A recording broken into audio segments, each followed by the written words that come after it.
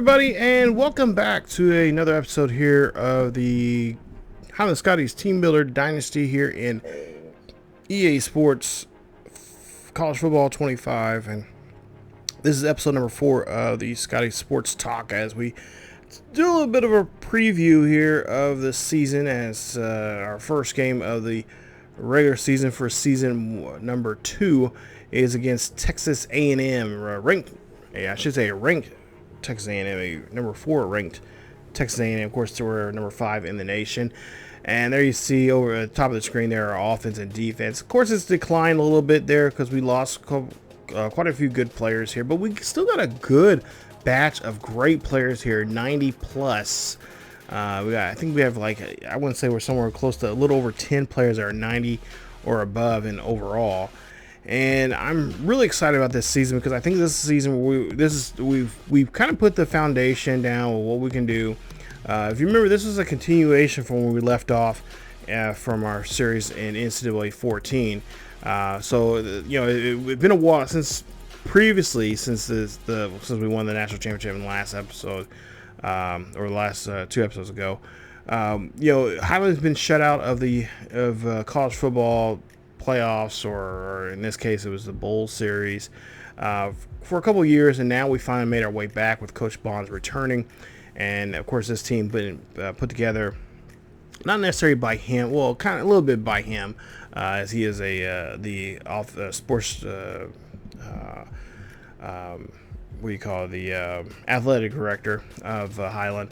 Now coming back as a head coach here, and so you see here we're looking at Robinson's numbers. Of course, last year his numbers wasn't, he didn't have a good go there. He had 25 interceptions, 46 touchdowns there. We're hoping that will definitely change. I know, talking to Coach Bonds during the offseason, that was one of the things he was really concerned about, is making sure those interception numbers went down. They were either in under 20, but more likely around the single digits. We'll see how he does there in that first game against Texas A&M, which he did have a problem in his last time around. Of course, Avery, we're so excited about him because he is seen as a dark horse candidate for the Heisman Trophy. Remember last year he was in the 5th spot there.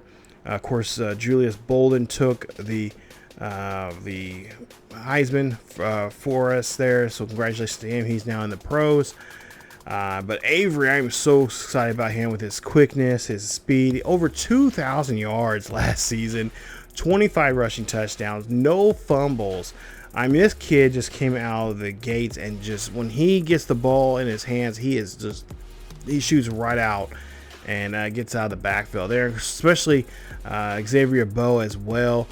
He's a receiving back, 4-star guy from Birmingham, Alabama. 6 foot, 209 pounds, and again, another great kid here. He needs some work on the route running, but got good hands, good IQ, power is good, and especially his speed.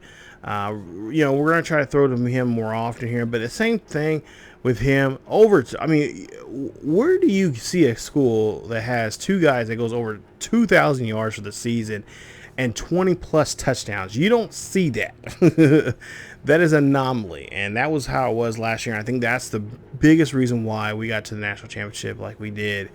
Parks, of course, he is one of our top guys here. He's a 5-star guy, redshirt senior. This will be his last year.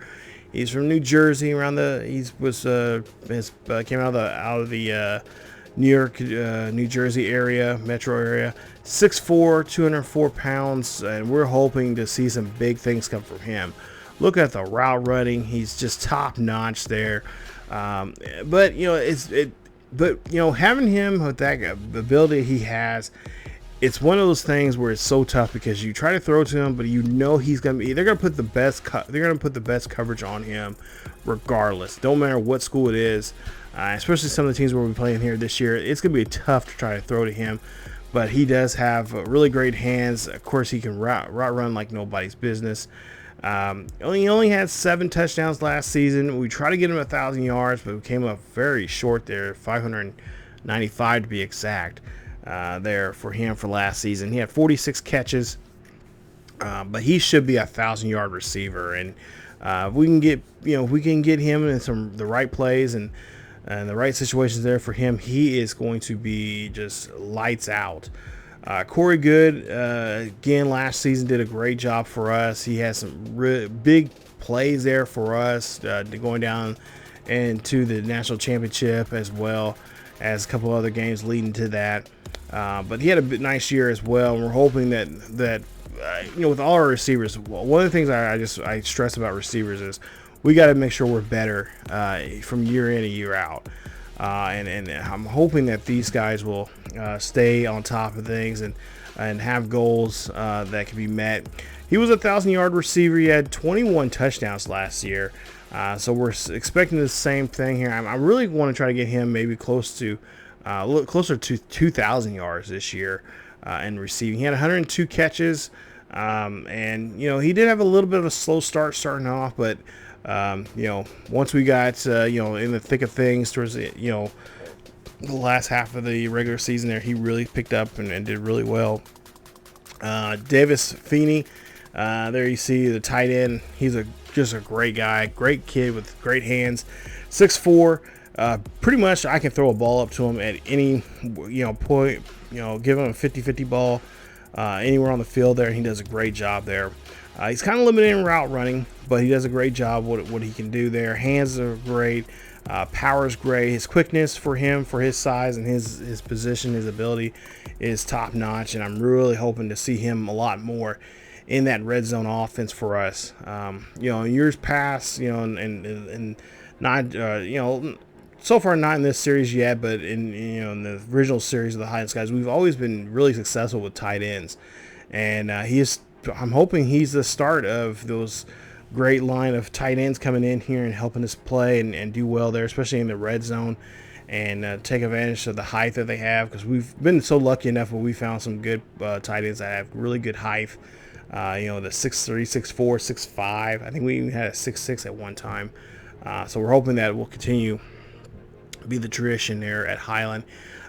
Caleb Foley Jr., another one of our players that did very well last year. He had a couple of starts there here and there, but this year he should be one of our top players here, as he is a left end.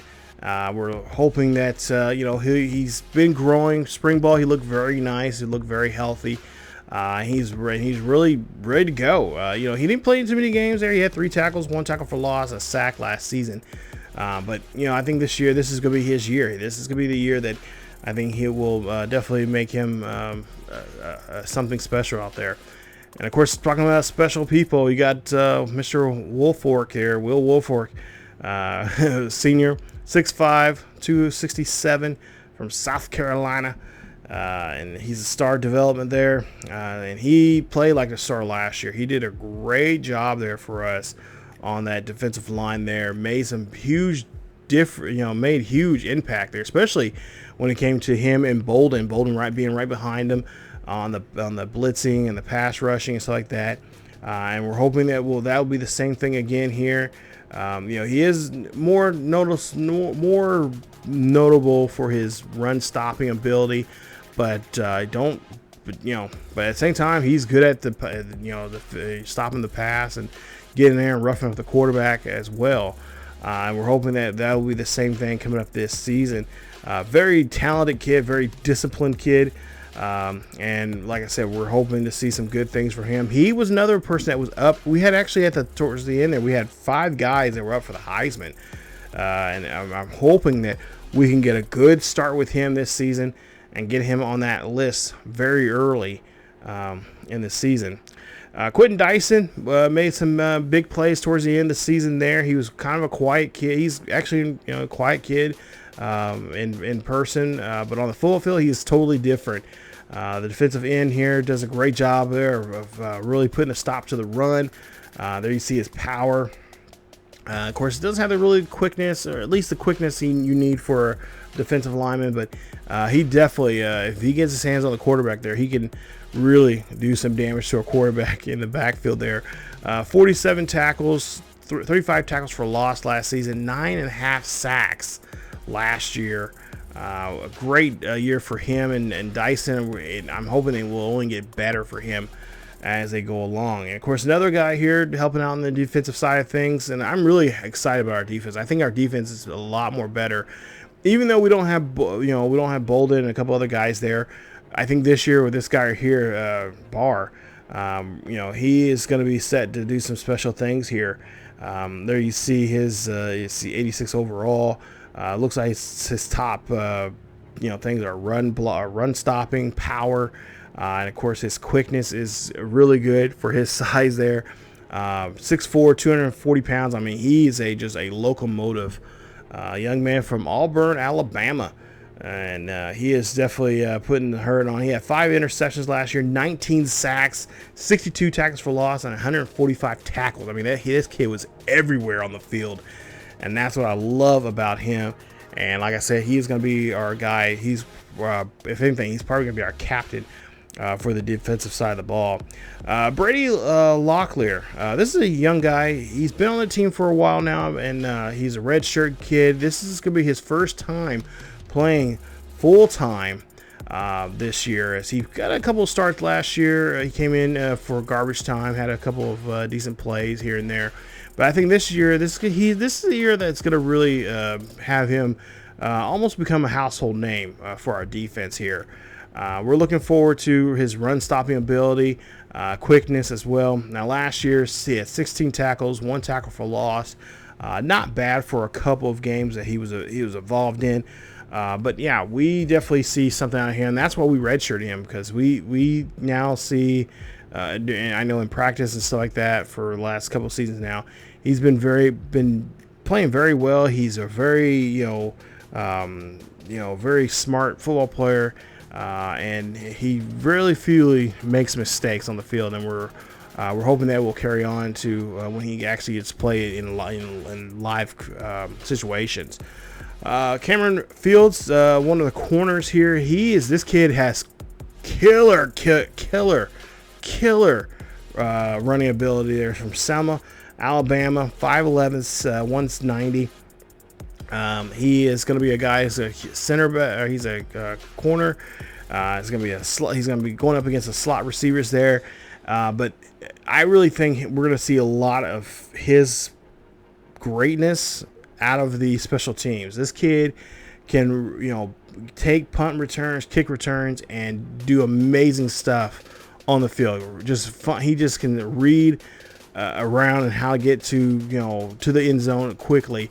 And I'm hoping that we'll see a lot of that coming up here this season. I'm hoping we'll see a lot more punt return, especially punt returns from him as we go along in the season. And that's going to be really helpful, having the special teams be lit up and ready to go. Duel from last year, another corner there. I think he's going to be our starter. And he'll be faced up with a lot of the top wide receivers in the nation. But he's coming back this year as well, and he had a really good season last year as well. And, of course, our strong safety there, Panther, he did a great job there second half of the season. His name was called out quite often. I think he had a great game against Arizona State. And I can't remember the other game he did. He had another great performance. I want to say it was a South Carolina game. I could be wrong. I know it was a non-conference game. But, yeah, he had a great year, and then of course, he kind of slowed down some in the college football playoff there a little bit there, but for the most part here, he was a difference maker for us too. He had 7 interceptions, he had 137 tackles, 11 tackles for loss. So I mean, he was pretty much everywhere you could, on the field there, flying around, making big plays, and putting a hurt on a lot of good, decent players he was up against. So there you see our coaching abilities, and of course we've been working on recruiting, trying to get better in recruiting, trying to influence a lot of these certain positions here, especially on the offensive side of things, quarterbacks, halfbacks, and of course also the D-backs positions as well. And of course we got to try to unlock the stuff for the punters and kickers there, and eventually then we can get into more. And of course this year too we need to get to more of an architect, more tactician, more motivator there. So we're going to try to, kind of get a little bit of everything this season as we go along on this road here in this journey. Of course, there you see what we're going to be seeing here. First game, of course, against Texas A&M, which we'll talk about here in a few. Syracuse, Virginia Tech on the road, and then we have a rivalry game with Liberty, and then after that we start the Big 12 road. We got Houston, Arizona, Kansas, Iowa, West Virginia, all those there. So it's gonna be it's good. We don't. I will say this year we do not have Oklahoma State, but that is probably one of the two. Them and Arizona State are probably going to be the two that we're going to probably have to face if we do, because we are heavy favorites for the Big 12 championship game. Now, of course, this year we don't have divisions, but next season, in season 3, we will have divisions, and I will talk about that more in a future video of how we're going to split that up when we do the divisions once again. I'm thinking about doing divisions throughout the whole NCAA spectrum, or just blanket it all across every, SEC, Big 10, Big 12, ACC, all that. So we're gonna try to go back to divisions again, so we can have those rivalries and have a little bit of old school feel to college football again. Of course, now we're talking about, as you see here, we're looking at some of the Texas A&M players here, and Texas A&M, they did lose quite a bit of players on the offseason. We did face them, I think it was in the semifinals, or was I think it was the semifinals that we faced them. And this was a tough team to play against. You guys got this young man here, Nick Scorer, the left end. The left end that really got us quite a bit of time, especially in the going after a quarterback and putting him through hell. There you see 47 tackles, 10 tackles for loss last season, 8 sacks. He was really just a pain in the butt to deal with defensively, and I know that's going to be the case here this year. Now Robinson will be making the start. I know a lot of people are kind of groaning about that, and in some ways I kind of agree, but at the same time we got to kind of give him a chance here. Over spring ball, I've seen a lot of difference, and he's improved as a quarterback, and I think we just got to give him a chance to see how he plays. And I know, talking to Coach Bonds, his rule is, if he first signs of him, not doing so well, or he goes back to reverting to what he was from last season, then he'll definitely pull the plug, and Singer will definitely make the start. Here's York, one of their, I think he's a defensive end as well, or he might be a defensive tackle. Not for sure here. I forgot exactly. But he has good run stopping abilities. Looks like don't have really good coverage. But quickness for his size and his speed, and of course intelligence there is really high. Middle linebacker. Okay, that's what I thought. After I read that, I'm like, okay, I think he might be a linebacker of some sort. But from Temple, Texas, he is definitely going to be a guy that's going to give us cause some problems there. Of course, Connor Wigman, last year he had a huge game against us. Unfortunately, came up short as we got wise of what they were doing offensively. And we actually got a hold of him quite a few times there. I was really surprised at the A&M line. We were able to penetrate that, because for the first half was really tough. It was really tough to try to get a hold of him and trying to get to the quarterback and trying to put pressure on him. But last year, 26 touchdowns, only one interception. He had 4,148 yards passing. So a decent year for him. And of course, Devon Green, this kid, man, last year he was something. From the East Texas region, from Dickerson, Texas. He's a tight end that he's got abilities here. He's a big kid, and he knows how to use his he's a physical wide receiver, tight end. He knows how to make catches. 6'4", 245 pounds. Definitely a possession, tight end. 737 yards last year, 4 touchdowns. He's a monster. If we let him get anywhere near the red zone there, he'll definitely make some trouble for us. Monster halfback last year. We were actually able to kind of slow him down there quite a bit there. They didn't run the ball as much as I thought they would be doing. I think we kind of showed them in that first quarter there, like, if you're gonna win this game, you're gonna have to win. You know, you're gonna have to use your arm here. So we did a pretty good job there, Moss. I mean, he did have a couple big plays. I think he had a nice run there. He had a 70 or 75 yard run on us. But for the most part, we kept him quiet. We were able to shut him down. Last year, he didn't run. You know, you see there, he was in a couple of games there. Because when we seen him, they were using 2 backs at that time.